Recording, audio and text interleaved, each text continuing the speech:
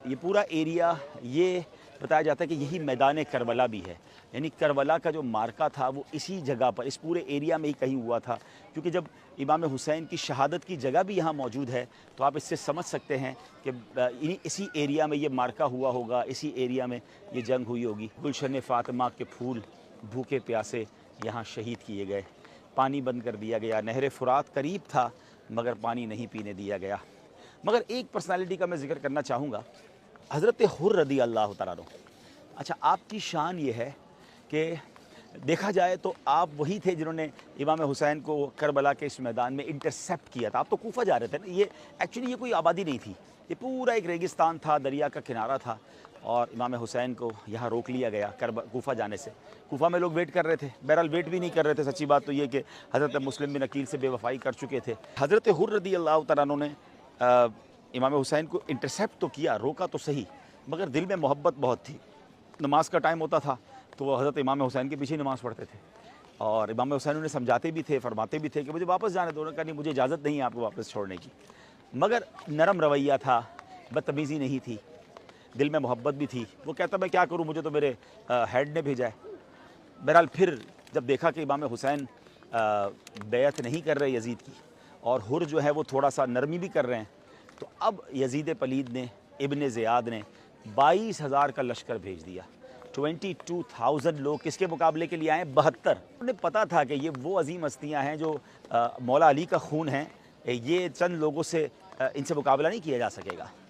बहरहाल अब जब 22,000 का लश्कर भी आ गया और जंग करीब हो गई शुरू होने के, इमाम हुसैन ने जब खुतबा दिया 10 मुहर्रम को कि लोगों सोचो मैं कौन हूँ, मैं किसका नवासा हूँ और ऐसा मत करो मेरे साथ, तुम अल्लाह के रसूल को क्या जवाब दोगे। तो अब क्या हुआ नाजरीन, हज़रत हुर के दिल की दुनिया बदल गई। हज़रत हुर जो हैं वो उनको बहुत ज़्यादा कहते थरथराने लगे, काँपने लगे। तो हज़रत हुर के जो साथी थे ना, वो आपको पता है क्या कहते हैं, हुर तुम तो बड़े जवान मर्द हो, तुमने बड़े बड़े मार्के लड़े, ये तुम्हें क्या हो गया, क्यों डर रहे हो। तो आपने बड़ा तारीखी जुमला कहा कि मुझे जन्नत नज़र आ रही है सामने और तुम्हारे साथ खड़ा हूँ तो ऐसा लग रहा है मुझे दोज़ख अपनी तरफ खींच रही है। मुझे इधर माल है, इधर शोहरत है, इधर इक़्तिदार है, मगर सामने मुझे इमाम हुसैन के पास जन्नत नज़र आ रही है। और इमाम हुसैन ने ऐलान भी कुछ ऐसा किया था कि है कोई ख़ानदान नबूवत पर अपनी जान कुर्बान कर दे। हज़रत हुर के साथियों ने रोकने की कोशिश की मगर हज़रत हुर ने फ़ैसला किया और वो तारीख़ी फ़ैसला किया। नाज़रीन उस मोमेंट को याद कीजिएगा, मैं कुछ आपसे बात करना चाहता हूँ। उस 1 मिनट का जो फ़ैसला था, वो ना करते फ़ैसला, सोचते ही रह जाते, तो आज दुनिया में उन्हें कोई ना पहचानता। हम 22,000 यजीदियों में किसका नाम पता है, कितनों का नाम हमें पता है। आप भी दुनिया में कहीं चले जाते और अगर होते तो शायद ऐसा ना होता तो लोग उन्हें भी मलामत कर रहे होते। मगर हज़रत हुर के दिल ने फ़ैसला किया कि नहीं, ये this is the time of decision. उन्होंने डिसीजन लिया और घोड़ा दौड़ाया, यजीदी लश्कर से निकले और हुसैनी लश्कर में आ गए और इमाम हुसैन के कदमों में जाकर कहा कि हुजूर पहले तो मुझे माफ़ कीजिए, मैं ही वो हूँ जिसने आपको रोका था, मैं ही वो हूँ जिसने आपको तकलीफ़ पहुँचाई, मगर हुजूर अब क्या मुझे माफ़ी मिल सकती है। इमाम हुसैन तो ख़ानदान नबूवत के चश्मो चिराग है ना, नबी पाक के नवासे हैं, आपने फरमाया तुम्हें माफ़ी है। अब उन्होंने कहा हुजूर इजाज़त दें, मैं अब आपकी तरफ से लड़ूंगा। ये अजीब मंजर था कि थोड़ी देर पहले जो यजीदी लश्कर में है तलवारें लिए खड़े हैं, अब उन्हीं के लश्कर का एक सिपाही, बल्कि उन्हीं के लश्कर का एक अहम सिपाही जनरल, अब वो सामने वाली फ़ौज की तरफ से लड़ने आ रहा है। और ऐसा हुआ कि आप लड़ते लड़ते लड़ते आप शहीद हो गए। अल्लाह अकबर।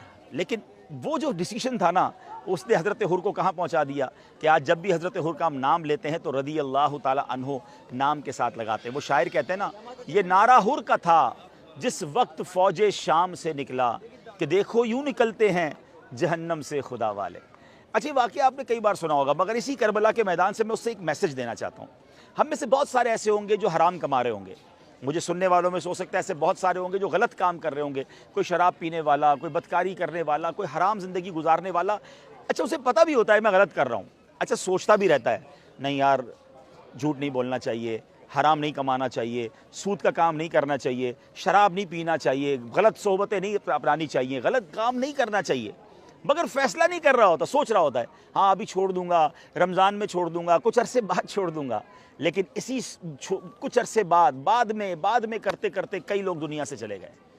हज़रत हुर का ये वाक़या मुझे और आपको झंझोड़ रहा है कि देर ना कीजिए, हिम्मत कीजिए, निकलिए यजीदी कामों से। हाँ यजीदी काम ही तो है। यजीद के लश्कर वाले क्या करते थे, शराब पीते थे, नाच गाने, ढोल तमाशे, बेहयाइयाँ, बदकारियाँ। निकलिए यजीदी कामों से, आइए हुसैनी काफ़िले की तरफ। फैसला करना होगा, हराम रोज़ी छोड़नी होगी, बुरे काम छोड़ने होंगे। ये 1 मिनट का डिसीजन जो है ना, आपको यजीदी कामों से निकाल कर हुसैनी के इमाम हुसैन के कदमों में ले आएगा। करबला के मैदान से दिया हुआ ये मैसेज, इमाम हुसैन और हज़रत अब्बास के दोनों मज़ारात के दरमियान में खड़े होकर जो मैं पैगाम दे रहा हूँ, अल्लाह करे ये दिल में उतर जाए मेरी बात। अल्लाह करे कि हमें इनकी बातों से हमें ये फैज़ान मिल जाए, इन फ़ज़ाओं से भी ये फैज़ान मिल जाए कि हम सब, अब इमाम हुसैन का रोज़ा हमारे सामने है, तो पैगाम कबूल कीजिए, ज़िंदगी में तब्दीली लाइए, आइए हुसैनी कामों की तरफ। हुसैनी काम क्या है? नमाज़ पढ़ना। करबला के मैदान में भी तो नमाज़ पढ़ी थी ना। अच्छा, यहाँ बीबियाँ भी थीं, ख़ानदान नबूवत की ख़वातीन थीं, घर के नौजवानों की लाशें पड़ी हैं, मगर पर्दा नहीं छोड़ा। तो मेरी बहनें भी करबला के मैदान से पैगाम लेके अब पर्दा करेंगी। हुसैनी काम क्या है? नमाज़ें हैं, दुआएं हैं, सजदे हैं, सब्र भी तो है ना। हम में से बहुत सारे इस वक्त वो होंगे जो किसी तकलीफ़ में होंगे, कोई बीमार होगा, कोई कर्ज़े में होगा, किसी की फैमिली प्रॉब्लम्स होंगे, मगर शिकवे हैं, शिकायत हैं, अल्लाह की बारगाह में कंप्लेंट्स हैं। ये मैदान बता रहा है कि ज़बां पर शिकवे रंजो अलम लाया नहीं करते, नबी के नाम लेवा गम से घबराया नहीं करते।